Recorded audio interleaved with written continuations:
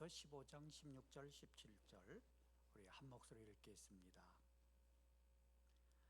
가산이 적어도 여호와를 경외하는 것이 크게 부하고 번뇌하는 것보다 나으니라. 채소를 먹으며 서로 사랑하는 것이 살진 소를 먹으며 서로 미워하는 것보다 나으니라. 아멘. 우리 성도 여러분의 가정과 또 삶 위에 하나님의 은혜와 복이 임하기를 진심으로 축복합니다. 자, 여러분, 가정의 화목 어떻게 생각하십니까? 드레스를 우아하게 입고 가족들이 좋은 옷을 입고 식탁에 탁 앉았습니다. 그러면서 스테이크를 탁 썰면서 만민의 미소를 띠고 포도주를 마시면서 그런 가정을 생각해 보시길 바랍니다. 자, 그리고 한쪽에는 나물 반찬에 김치 통 넣고 이렇게 찬밥 물 말아서 먹는 그런 가정. 자, 여러분 어느 쪽을 원하십니까? 전자, 후자? 어렵습니까? 밸런스 게임? 예. 여러분 한번 생각해 보세요. 우리가 우아하게 스테이크를 썰면서 뭐 포도주를 마시면서 그런 가정을 TV나 드라마에서 이렇게 보지요. 와, 부럽다. 나는 언제 저렇게 한번 살아보나. 근데 실제로 우리 머릿속에는 뭐래요? 저렇게 될 수 있다 없다? 없다라는 거예요. 그냥 부러워만 해요. 그러면서 어디에 놀더래요? 오늘 반찬이 왜 이래? 그러면서 애꿎은 화살을 아내한테 돌리고, 그러면 아내는 그래요. 당신이 돈을 못 벌어와서 그렇지? 뾰족하게 말을 합니다. 그러면 그 사이에 있던 아이들은 눈치를 보는 거예요. 오늘 또 시작했네. 자, 여러분, 가정의 화목은요, 먹고 마시는 것에 있는 게 아닙니다. 눈에 보이는 게 있는 게 아니에요. 가정은 누가 만드셨어요? 하나님이 주신 거예요. 하나님의 나라는 우리의 눈에, 육신의 눈에 보이는 게 아닙니다. 하나님의 나라는 먹고 마시는 게 아니고 하나님의 의와 사랑과 평안에 있는 겁니다. 가정도 마찬가지예요. 눈에 보이는 것으로 가정이 행복하다고 생각하지 마시라는 거예요. 여러분, 진수성찬이 있습니다. 뷔페 가서 열심히 먹고 나중에 이를 쑤시면서 나오는 이야기 뭐예요? 먹을 것이 없다라고요. 웃으시는 분은 한 번씩 경험하셨을 거예요. 실컷 먹고 나옵니다. 평소에 먹지 못하는 거 먹었습니다. 맛있게 먹었습니다. 배는 터질 것 같은데 뭔가 허전해. 근데 여러분, 집에서 냉장고에서 찬밥 꺼내가지고 있는 나물 없는 나물 넣고 참기름 넣고 고추장 넣고 쓱쓱 비벼가서 한 숟갈 탁 넣으면 너무 맛있다고 우리 지자 선생님이 몸소리까지 찾아오면서. 예. 왜? 뭐가 다를까요? 마음의 문제라는 마음에 행복하냐고요. 아무리 좋은 음식이라도 속이 쓰리고 머리가 복잡하면요 입맛이 없는 거예요. 그런데 배고플 때 뭐 하나만 넣어도, 김치 하나만 넣어도 맛있는 건 마음의 문제인 거예요. 가정의 화목도 마찬가지예요. 그리스도인들이 정말 가정의 화목을 위해서 생각하는 것은요, 하나님이 우리에게 가정을 주셨다는 사실인 거예요. 그래서 이 가정이 화목하기 위해서는 여호와를 경외하는 것이 지식의 근본이다 라는 사실을 분명히 알아야 합니다. 하나님을 사랑하고 예배하는 것, 하나님의 진리를 아는 것이 우리 인간의 본질이기에 우리는 개인적으로나 가정에서 하나님을 사랑하는 것, 그것을 중심으로 해야 합니다. 그래야 가정이 화목한 거예요. 그리고 또 한 가지는 잠언 16장 9절에 사람이 마음으로 자기의 길을 계획할지라도 그의 걸음을 인도하시는 이는 여호와시니라. 그러니까 우리의 가정과 우리의 모든 삶을 인도하시는 분은 누구다? 하나님이시다. 그걸 믿어야 된다. 그래야 가정이 화목해지는 거예요. 옆집 아저씨는 어떤데? 옆집 남자는 그런데? 그러면요 그 가정은 행복할 수가 없어요. 하나님이 우리를 사랑하십니다. 하나님이 우리 길을 인도하십니다. 그걸 믿을 때 가정의 화목이 시작되는 거예요. 자, 오늘 말씀을 한번 다시 보십시다. 16절 같이 있습니다. 가산이 적어도 여호와를 경외하는 것이 크게 부하고 번뇌하는 것보다 나으니라. 채소를 먹으며 서로 사랑하는 것이 살찐 소를 먹으며 서로 미워하는 것보다 나으니라. 여러분, 가난함과 부유함을 대조하고 있어요. 요즘 같은 자본주의 사회, 황금 만능주의 사상이 가득한 시대에는요, 이 말씀이 선뜻 다가오지 않는 사람도 있습니다. 목사님은 잘 먹고 잘 살아서 그런지 몰라도요, 못 먹고 못 살아보세요, 이런 말 안 됩니다, 이렇게 생각하는 사람도 있어요. 사랑보다는 돈이 먼저지요. 여러분, 드라마가 망치는 겁니다. 영화나 SNS가 우리의 생각을 망치는 거예요. 잘 사는 사람의 집을 보여줍니다. 그러면서 와, 부럽다. 근데 그 부러운 마음을 해소시킬 수 있는 방법이 없잖아요. 해결시킬 방법이 없잖아요. 내가 그렇게 되려면 노력해서 얻을 수 있습니까? 아니면 남의 물건을 훔쳐서라도 할까요? 경제적으로 풍성한다고 해도 부모, 자식, 형제 각각 다른 생각을 가지고 있으면 가정이 흔들리는 법입니다. 사실 우리 한번 생각해 보세요. 우리 장로님들하고 이야기해 보면요, 깜짝 제가 놀랄 때가 있습니다. 우리 장로님들 다 멋쟁이잖아요, 그죠? 멋쟁이잖아요. 잘 사신 것 같아요, 보여요. 근데 이야기 들으면 촌 사람도 이런 촌 사람이 없더라고요. 누구는 뱀도 잡아먹었대요. 자, 어릴 때 산에서 이것도 드셨고 저것도 저래요. 그 당시에는 얼마나 못 먹어서 그런 거겠습니까? 근데 지금 생각해보면요, 다 몸에 좋은 거더라고요. 자, 제가 왜 이야기합니까? 그런데 지금은 그런 거 먹으라고도 안 먹어요. 왜? 너무나 먹을 게 풍부해. 옛날보다는 지금 잘 살게 된 게 맞습니다. 지금 여러분 아무리 못 산다고 해도 옛날보다는 정말 잘 사는 건 맞아요. 저도 어릴 때 참 힘들게 살았어요. 그런데 힘든 줄 몰랐어요. 왜? 다 그렇게 사는 줄 알았어요. 그런데 친구 집에 놀러 갔다가 깜짝 놀랐어요. 저 때는요, 이렇게 칼로 연필을 깎는 그런 시대였습니다. 연필을 이렇게 잘 깎으면은 칭찬받는 그런 시대였어요. 그런데요, 그 친구에 갔더니 손으로 이렇게 돌리는 연필 깎기가 아니라 전기로 하는 연필 깎기가 그 당시에 있었어요. 놀라지도 않으셔. 아니, 칼로 연필 깎는 시대에 딱 그러니까 오르륵 하면서 자동으로 깎는 그런 시대였어요. 제가 거기서 빈부의 격차를 국민학교 3학년 때 알았어요. 자, 그 이후에 제 삶이 어떻게 됐을까요? 우리 집은 왜 이렇게 됐을까? 나는 왜 이렇게 부자가 아닐까? 어떻게 하면 잘 먹고 잘 살아야지?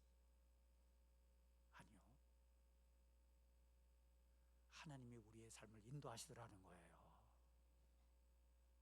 제가 할 수 있는 것은요, 열심히 제가 주어진 이 삶에서 열심히 일하는 것뿐이었어요. 제가 원하고 싶었던 것, 제가 가지고 싶었던 것, 아니요, 하나님이 원하시는 것, 하나님이 주시고 싶은 것이 먼저더라는 걸 깨닫게 됩니다. 그런 과정이 삶 속에서 여러 번 나타나게 되는 거예요. 때로는 좋은 일로, 때로는 슬픈 일로, 때로는 기쁜 일로, 때로는 고통스러운 일로 하나님께서 우리의 길을 인도하시다는 것을 알게 하시는 거예요. 그게 신앙이고 우리의 삶이라는 거예요. 그런데 하나님이 왜 가정을 주셨냐? 이 가정을 통해서 화목하게 하고 사랑하게 하고 위로하게 하고 복받게 하고 신앙의 성장을 하고 아멘하게 하고 그런 법을 배우도록 하시는 거예요. 여러분, 내가 우리 잘 살고 싶어도요, 좋은 부모 만나지 않으면 소용없더라는 거죠. 예를 들어 봅시다. 술주정뱅이 막 부모님 밑에서 컸으면요, 삶이 아무래도 피폐하겠죠, 그죠? 그렇다면 돈 많은 사람 부모 밑에서는 잘 삽니까? 저 어릴 때 이런 게 있었습니다. 무슨 황금당이던가요? 금빵 하시는 분이 있었습니다. 그런데 그 아이가 부모가 용돈 안 준다고 땅 쳐서 죽이고 자기 집 마당에 묻었던 사건이 있습니다. 혹시 기억나십니까? 여러분, 부유하다고 다 행복한 게 아니더라고요. 돈이 많다고 자식들이 잘 되는 게 아닙니다. 부모가 자식에게 무엇을 물려줄 것인가? 따뜻한 말 한마디, 축복의 말이 중요하다는 것을 여러분 강조하고 싶습니다. 하나님은 그래서 우리에게 가정을 만들어 주신 거예요. 고맙다, 사랑한다, 그런 말 해보신 적 있습니까? 그런 말 한다고 해서 입이 닳거나 손해보는 건 아니잖아요. 오늘 말씀을 듣고 집에 가셔서 자녀들에게 전화하십시오. 고맙다, 사랑한다. 또 여러분 부모님들에게 고맙다, 아니 고맙다, 고맙습니다, 사랑합니다, 전화 한번 해보시라는 거예요. 사랑이 넘치는 가족, 사랑이 넘치는 그런 가정을 하나님은 원하신다는 거예요. 오늘날 수많은 가정들이 있습니다. 자신의 삶에 너무 바빠서 자신의 즐거움을 위해서 가정이 무너지고 있는 것을 우리는 봅니다.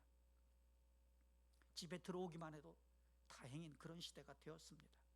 그러나 하나님은 분명히 말씀합니다. 화목한 가정, 사랑하는 가정, 믿음의 가정, 하나님의 은혜가 이어지는 가정을 원하신다는 겁니다. 자, 그럼 가정의 중심은 누구냐? 남편과 아내입니다. 부부입니다. 오늘 말씀을 보십시다. 가산이 적어도 여호와를 경외하는 것이 크게 부하고 번뇌하는 것보다 나으니라. 채소를 먹으며 서로 사랑하는 것이 살찐 소를 먹으며 서로 미워하는 것보다 나으니라. 번뇌와 미움, 생각만 해도 가슴이 답답해지는 그런 말입니다. 잠언의 다른 곳을 봅시다. 잠언 17장 1절에 이렇게 말씀합니다. 같이 읽습니다. 마른 떡 한 조각만 있고도 화목하는 것이 제육이 집에 가득하고도 다투는 것보다 나으니라. 17장 9절에 허물을 덮어주는 자는 사랑을 구하는 자요, 그것을 거듭말하는 자는 친한 것을 이간하는 자니라. 자, 여러분 화목하시기를 축복합니다. 마른 떡 한 조각이라도 있으면 다행입니다. 감사하는 마음이 있으면 복된 겁니다. 그런데 먹을 것이 많은데 서로 물고 뜯고 그러면은 얼마나 고통스럽겠습니까? 제가 부교육자 때 신방을 간 경우가 있습니다. 어떤 집을 신방 가냐면 형제가 열입니다. 그 당시에 형제 열입니다. 그런데 맏며느리가 아버지 그 재산을 갖다가 남편을 막 꼬드겨서 도장을 먼저 찍어가지고 홀랑 다 삼킨 그런 집안이었습니다. 그래서 이 10명의 형제가 고발하고 고소하고 난리가 난 그런 집에 신방을 갔습니다. 거기서 무슨 설교를 하겠습니까? 사랑하라, 화평하라, 욕심을 내려놔라. 지금 같으면요 뭐라도 말하겠죠. 30대 초반에 젊은 목사가 그런 상황에서 무슨 말을 하겠습니까? 정말 힘들었습니다. 여러분 화목하십시다. 사랑하십시다. 가족이요 많은 재산으로 행복한 게 아니라 하나님의 사랑으로 행복해야 합니다. 화목은요 혼자 하는 게 아니에요. 같이 하는 거예요. 화목이 깨어지면요 분위기가 어둡고 피말리는 겁니다. 여러분 남자하고 여자가 싸우면 누가 이겨요? 누가 이겨요? 남편과 아내가 싸우면 누가 이겨요? 여자가 이겨요. 그건 성경에도 그렇습니다.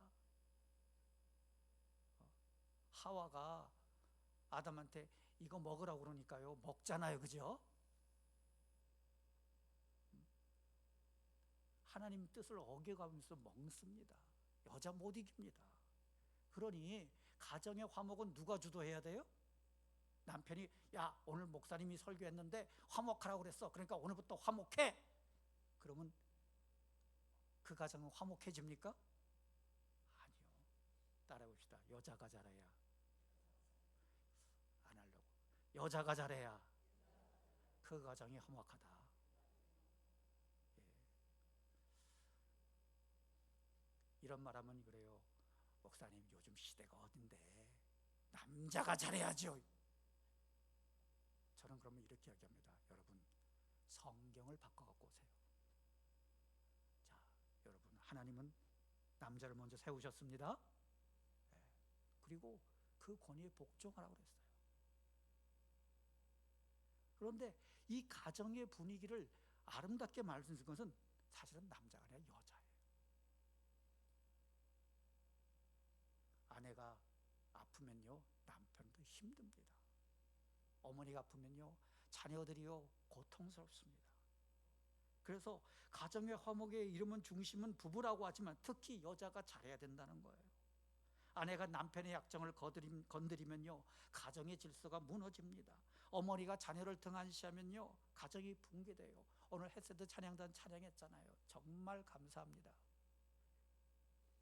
그런 어머니, 아내 되시길 축복합니다. 가정에서요, 이 어머니의 역할, 아내 역할이 정말 중요하다는 거예요.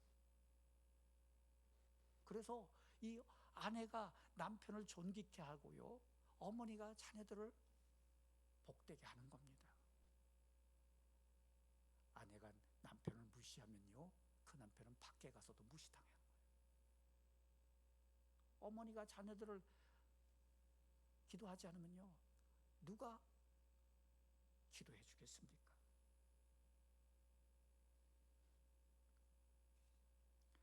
하나님은 여자를 만들었습니다. 그런데 그 여자를 본 아담은 이렇게 말합니다. 내 뼈 중에 뼈요, 살 중에 살이다. 얼마나 아름다웠는지 감탄사가 나오는 거예요. 와, 최고다. 내 뼈 중에 뼈, 내 살 중에 살이다. 노래가 나오는 거예요. 그런데 점점 시간이 흘렀습니다. 세대가 바뀝니다. 여자들이 우악스러지고 남성화가 돼요. 남녀 평등을 주장하는 요즘 여자들 중에 마치 남자처럼 머리를 자르고 옷을 입고 그렇게 행동합니다. 성경은요, 하나님께서 남자를 남자답게 만드셨습니다. 여자를 여자답게 만드셨어요. 그래서 둘이 서로 사랑하게 만드신 거예요. 그리고 가정을 만들고 가족이라는 것을 만들게 됐어요. 그래서 남자는 남자답게, 여자는 여자답게 살아야 하는 겁니다. 이 시대에 우리 그리스도인들이 기억해야 될 것은 하나님은 남자만의 하나님도 아니고 여자만의 하나님도 아닙니다. 하나님은 우리를 만드신 하나님입니다. 그래서 하나님께서 이 가정을 통해서 복을 주신다는 거예요. 잠언서 19장 14절에 집과 재물은 조상에게서 상속하거니와 슬기로운 아내는 여호와께로서 말미암느니라 말씀해요. 그러니 여러분들이 슬기로운 아내가 돼서 남편을 존귀케 하고 자녀들을 복되게 하고 가정을 살리는 귀한 사명을 감당하시길 축복합니다. 종교개혁자는 이렇게 말합니다. 마구간에 말똥 치우는 사람도 하나님의 소명을 받은 것이요, 강단에서 말씀을 전하는 목사도 소명을 받은 것이다. 그러나 가장 귀한 소명은, 최고의 소명은 아이를 낳아 기르는 어머니의 소명이다. 여기 계신 분들 아마 대부분들이 어머니이십니다. 내가 이렇게 고생하려고 이 집안에 시집 왔나? 아니요. 자녀를 낳아 기르는 것, 아름다운 가정을 만드는 것, 최고의 소명입니다. 남자들이 아무리 날고 기어도 아이를 낳을 수는 없습니다.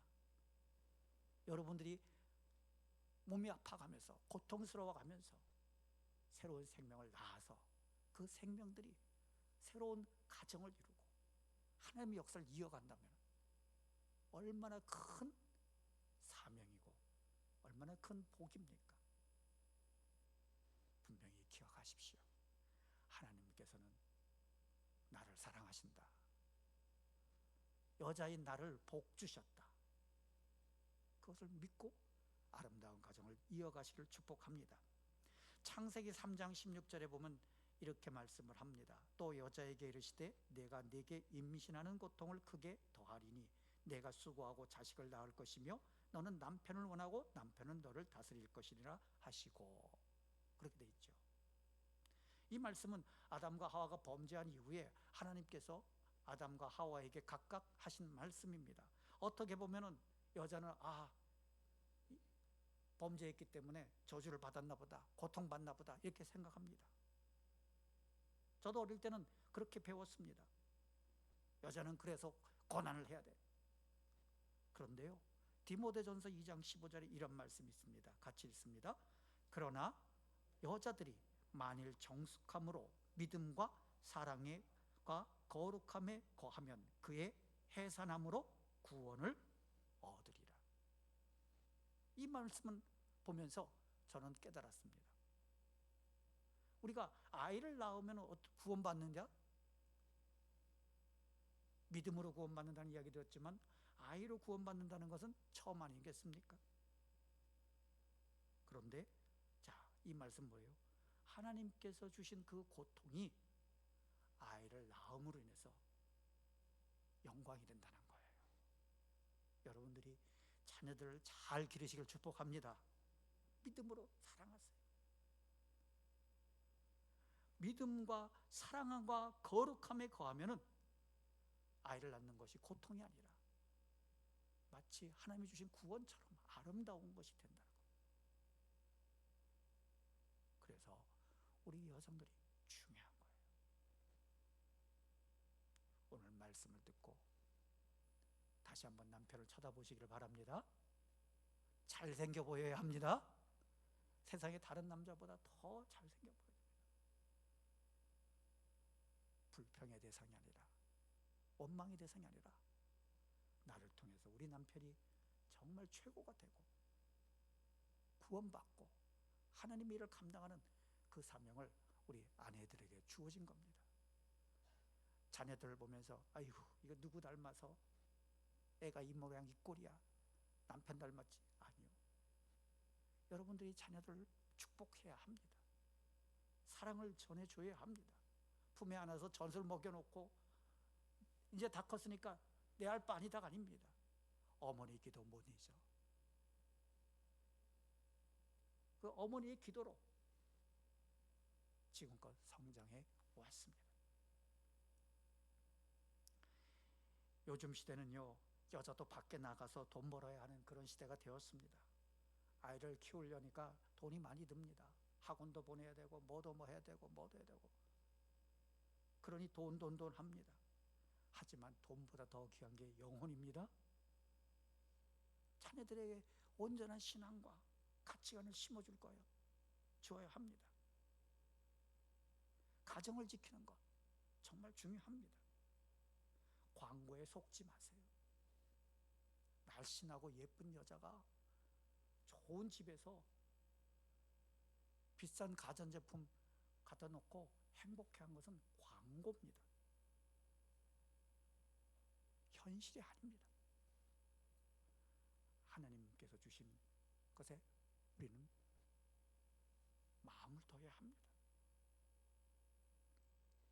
가정의 화목과 행복은요, 저절로 굴러오는 게 아닙니다. 여자를 통해서 오는 거예요. 슬기로운 아내가 여호와께로부터 말미암는다는 것은 그만큼 여자들의 역할이 중요하다는 겁니다. 자, 전도서 3장 1절부터 한번 읽겠습니다. 전도서 3장 1절, 범사에 기한이 있고 천하 만사가 다 때가 있나니 9절, 일하는 자가 그의 수고로 말미암아 무슨 이익이 있으랴. 하나님이 인생들에게 노고를 주사 애쓰게 하신 것을 내가 보았느니라.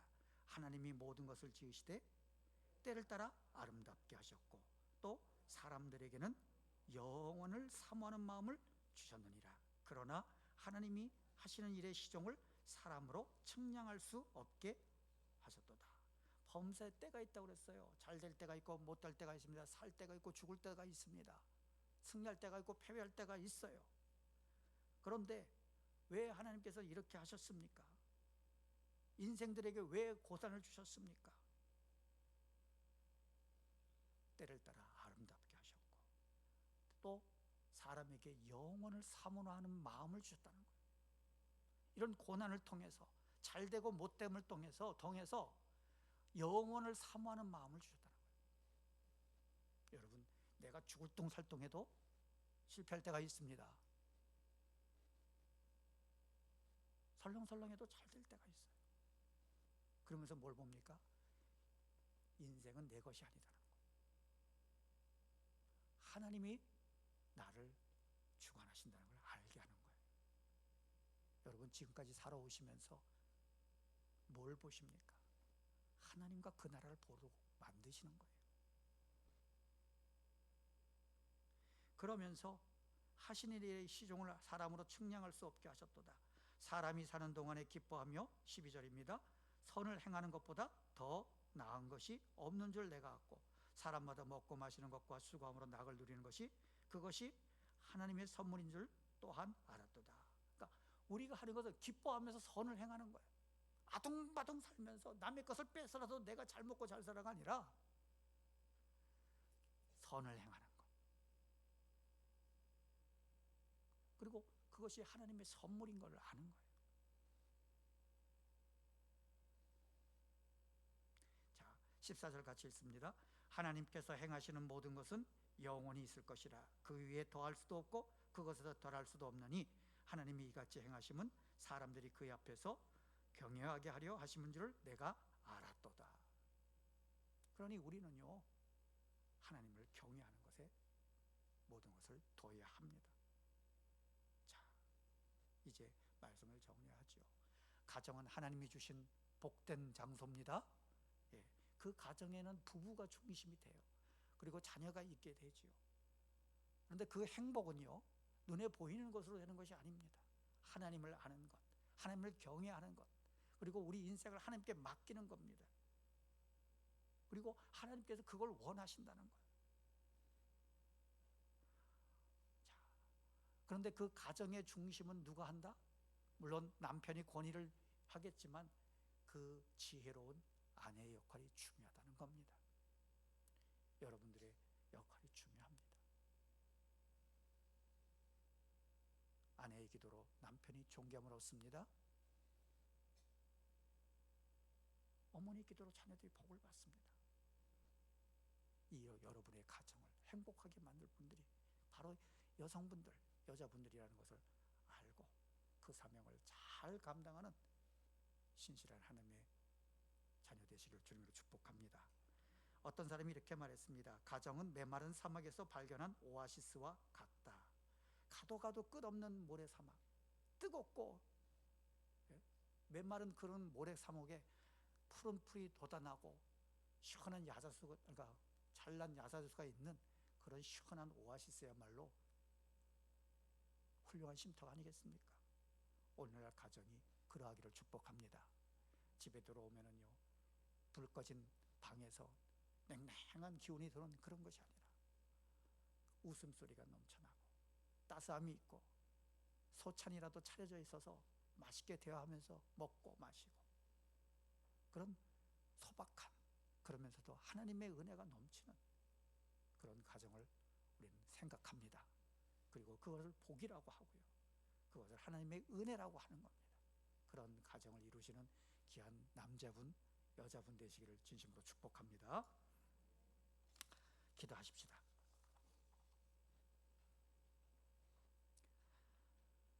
잠언서 17장 22절에 이렇게 말씀합니다. 마음의 즐거움은 양약이라도 심령의 근심은 뼈를 마르게 하느니라.